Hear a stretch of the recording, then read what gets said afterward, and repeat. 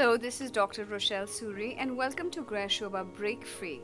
This is where we try and address your personal issues and problems and empower you to face them.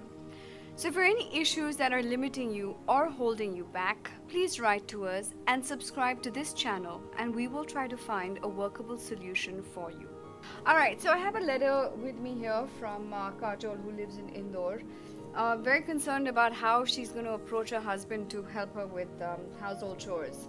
She says, both of us have jobs, but I end up working more, and this causes resentment in me. That is affecting our sexual life, as well as I don't like him anymore. How can I ask him to help me in the house? Well, Kajol, welcome to the 21st century. Most common dilemma for Indian women.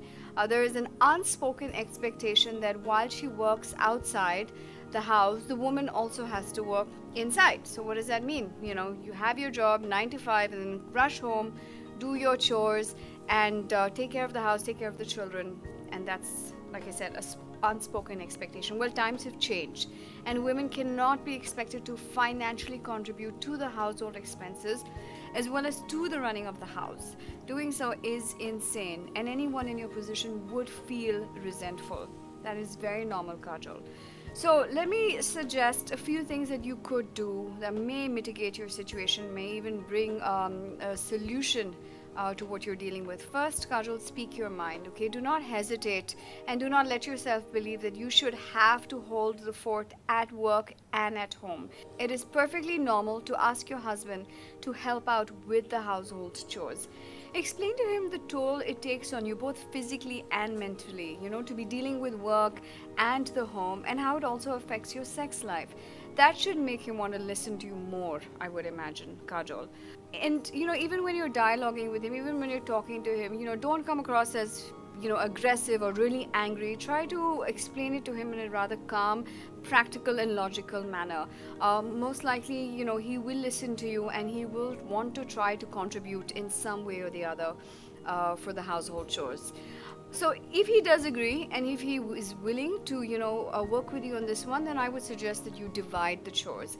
Even if your husband may not have the time or the inclination to help out with all the chores, may not be able to be an equal partner in the you know, in the home, you could make a list of chores that he can do, even if they are just a handful. The idea, Kajol, is to be as realistic as possible with what he can do and what he's willing to do. Remember that, you know, men are groomed and trained differently than women. So the mental idea or notion that they should help out in the home is rather alien.